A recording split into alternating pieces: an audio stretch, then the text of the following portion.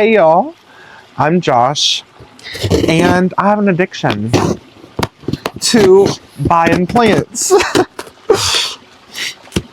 So here I got another box, another shipment. Let me open it this way so you don't know my address. In this shipment we got, oh wow, oh my gosh, they already bloomed and stuff. We have some phlox. Looks like we have 3 of the blue ribbons woodland phlox. We have some black cohosh. We have some bright creeping phlox. We have emerald blue, purple beauty, and scarlet flame, and red wings creeping phlox. So we have about, let's see, 3, 6, 9, 12, 15 phlox and 2 cohosh. So I think there's 6 roots. So let's just open these up and see what we got.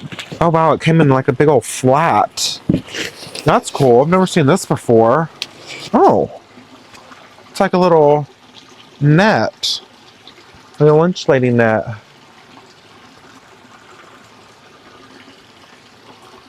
That's cute. Okay, cool. Oh my gosh. Oh, pretty. All right, so this is the cohosh. I'll put these there, 2 bags, and I think, yeah, black bag of 3, so that's great. And this is the phlox. So we have scarlet flame, and I'll bring you closer, that way you can kind of see what they look like. All right, so we have scarlet flame, and these are creeping phlox. Let's see what it says about these. So it gets 4 to 6 inches high, and it spreads 12 to 24 inches. So that's great. Bloom time mid to late spring. That's why they're blooming now.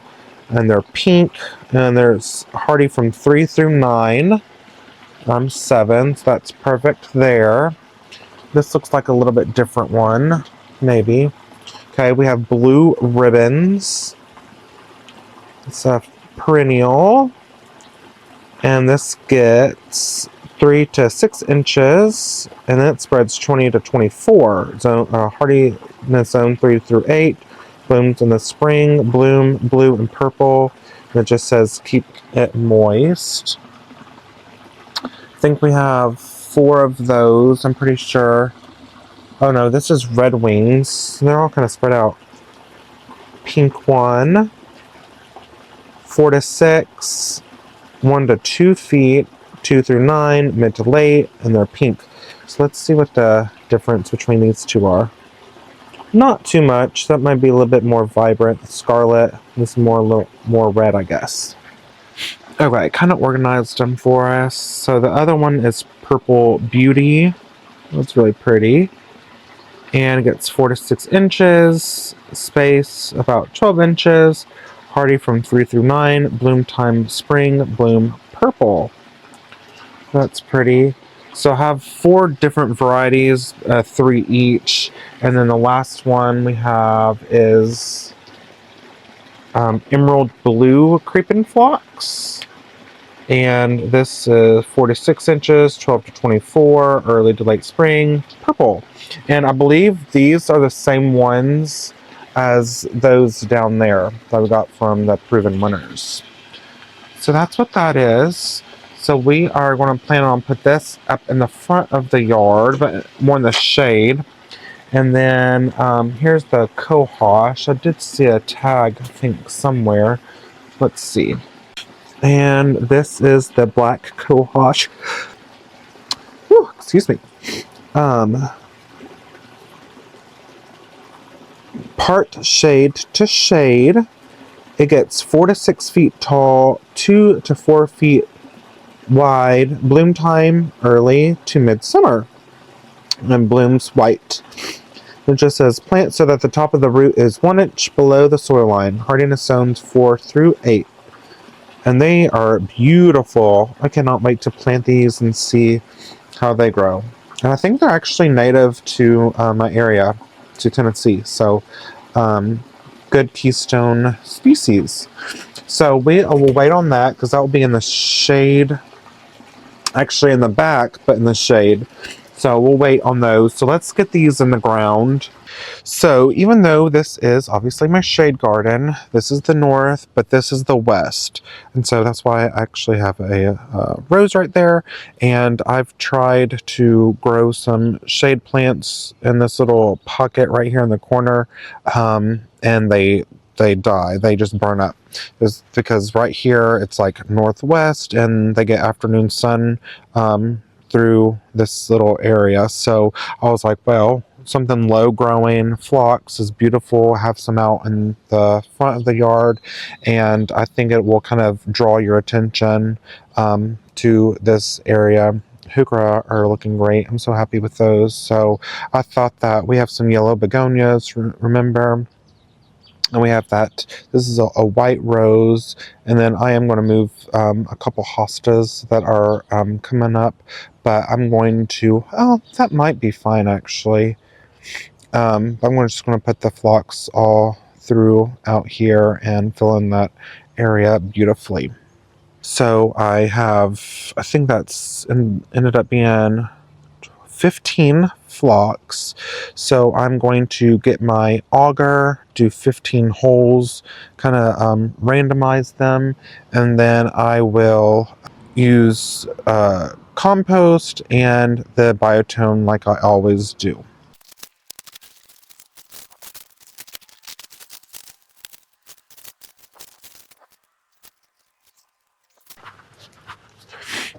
And before I get started, the woodland phlox that's in there, that is actually part shade. So I'm going to put it more over in that shady area and then do the creeping phlox more in this area.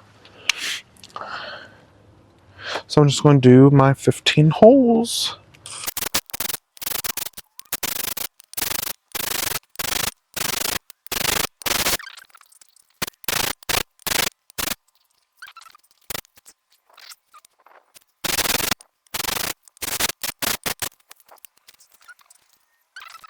Alrighty, we got all 15 holes, and they're about a foot apart, and that's going to be where the woodland phlox goes. Kind of variegated yellow leaves with the purple, and then I'm just going to randomize the other creeping phlox through there. And don't forget, we have some yellow begonias here, so it's going to be very beautiful. I can't wait. And they kind of look puny, but I'm thinking with my magic touch, I hope that I can bring them back to life. So all I'm going to do, I have my biotone.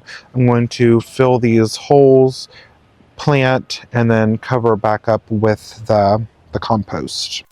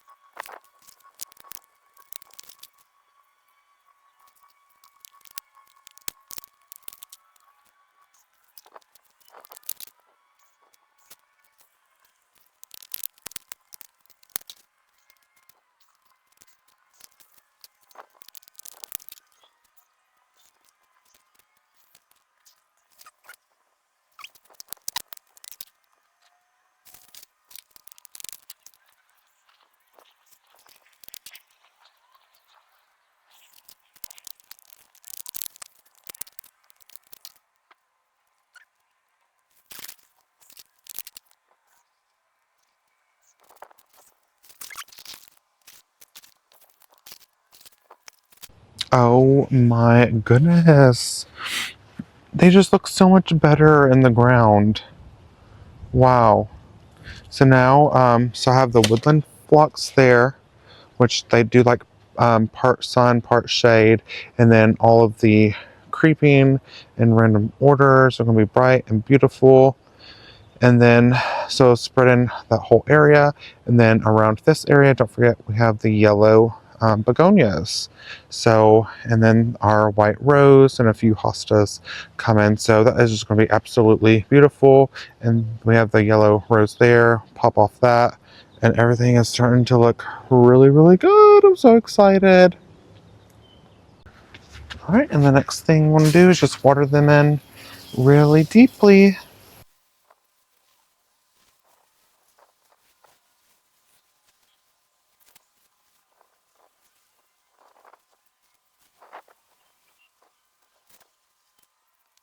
All right, they are all watered in. Now they just need to grow. Okay, just so y'all can get a perspective, this is my deck, and I rarely come over here because it's just kind of like a void area, but it is, I would say, part shade. This is the north, so where I just was, that's where the shade garden is. So this would just, that's the north. And so I decided this was the bench that is falling apart. That was by the pond. We just decided to move it up here. It kind of fit that area pretty well. But I thought the Cohosh would be pretty as a backdrop, and it even might get, I don't know if it would grow that tall, 4 to 6 feet, but I think it'll be kind of like a pretty backdrop. I have 6, and then I have, I think, 3 more of a different kind, so I might have to pull this up back. Unfortunately, I have a sting arborvitae here, like I do in all 4 corners of the garden. Well, my dog Albus, I think he's been peeing on that one, so I doubt that that will make it. I'm debating on taking it up or not. It's beginning to rain, but I mean, if, you know, I might just leave it. There is some new growth down there, so I don't think it's hurting anything. But I'm just going to plant the black Cohosh down here. I have my kneeling pad, hori, some compost, and then I might hit it with some biotin on top. And then obviously, I guess we're going to get some rain. So I'm going to hurry up and do that real fast, and then I'll show you right after that. Okay, so I ended up taking my sting out, and the roots still look pretty good. Like I said, it is putting on a little bit of green, so I'm not going to put it there. I think I'm just going to plant it somewhere in the woods. Somewhere, I don't know, I'll find a place, but I don't feel like I don't want to throw it away because I think it still has some life in it. It just kind of looks bad, and I'm going to keep it from getting peed on from this one. He's helping me in the garden. Yes, you peed on this. Yes, you almost killed it, but hopefully we can save it, right? He probably thinks it's a stick. Anyway, so why I ended up, I wasn't going to plan on moving it, but why I did, because one of the bags had an extra, so I had 4, so I have 7 actually. So I have 1, 2, 3, 4, 5, 6, and then 7 in that little corner. So they'll fill in this whole area. And then I have 3 more, which will kind of go right here. So these will be green foliage black Cohosh, and then I have some black bugbane that have black foliage that will be in the front. And so they'll just have really big white flowery spires, and they'll look really good. I'm so excited. This is going to kind of be, I think, I might try to get like a statue of an angel or something like that. Maybe this could be like a dainty prayer garden, if you will, just kind of like sit. And this is really rickety, you know, you can kind of see, that's why we moved it from the thing, but it's kind of like just a peaceful view down in the woods and stuff. So that's why I wanted something kind of not so, no, he's eating the, oh my gosh, y'all, I swear if anything lives in here, it's a miracle. Oh, he likes the compost. That's another reason I don't like the manure one, because he doesn't really like the hummus. He likes the shit. Oh, so horrible. Okay, but we love him. So, yeah, so all I did was I did the 1-inch holes Put the little bit of the compost in there, worked that together, put the root in there, dusted it with a little bit of the biotone, filled the rest up with the compost, and then I sprinkled it again with the compost, worked it in, and then I put the hay over it. So hoping they'll all come up. I'm so excited. And so that's pretty much it for the day. Actually, I have one more thing for down there, and then we'll call it a day. Okay, y'all, I have another confession. It's all about confessions today. So I'm a true impatient gardener because remember those hollyhocks that I planted? Well, one came up and then the other one didn't, so I thought, but it ended up it did. So let me show you what I'm talking about. One is way ahead than the other one, so I was like, well, I can't have one hollyhock. So I bought another bag of 2.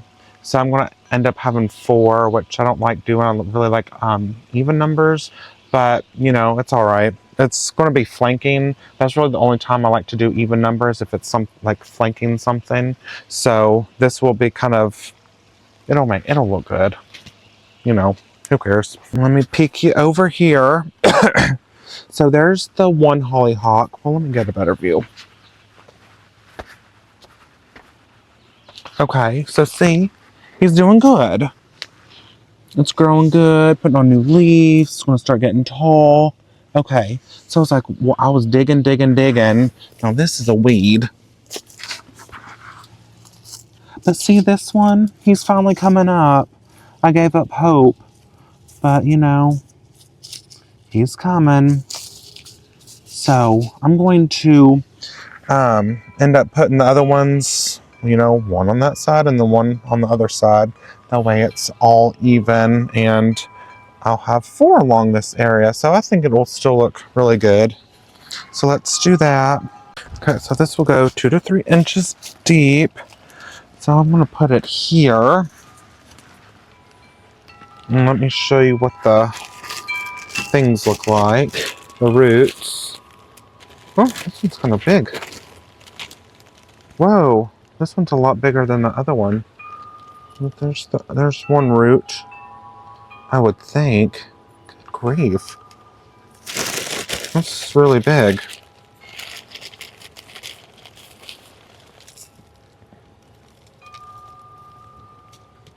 Oh, here's the other one. Okay, that is so interesting. I don't know if that will... We'll see if one of these don't come up, then I will have 3. Look at the difference. What the heck? That's bizarre. Okay, well, we'll see. Goodness. Well, that's what you get. So let's do that so y'all can see. I'm doing these about right here, I think. Oh, this is some good soil. I'll do this big one first. There's a wire. I'm great at finding those.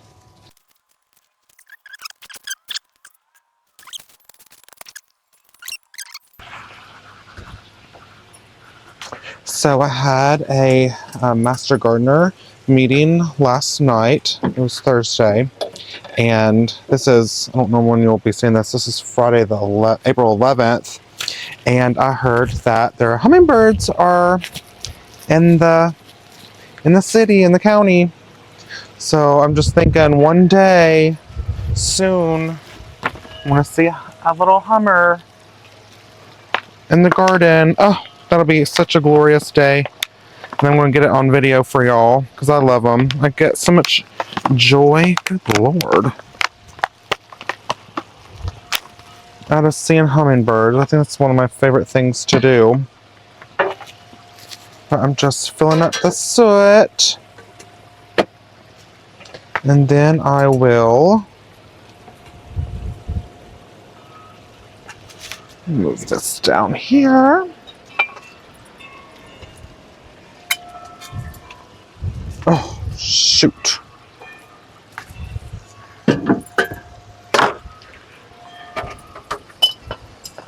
Ooh, it's windy today.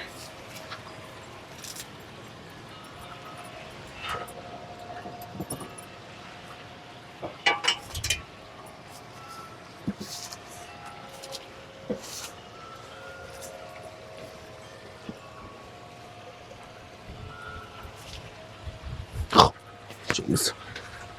Oh, where did the soot go? My little shadow. Holy moly.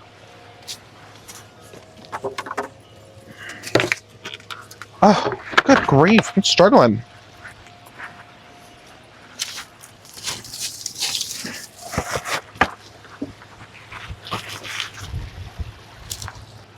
I have the soot, and then I have the hummingbird nectar ready for them to come. Well, this one's pretty too. So now I'm just going to fill that bird feeder up, and I think the one up there too needs to be filled also.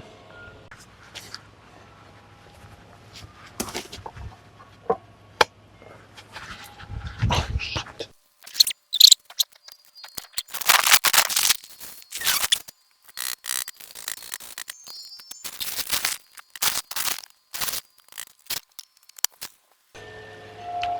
Albus.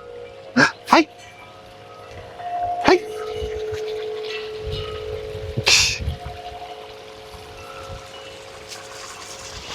There's the cargo plant.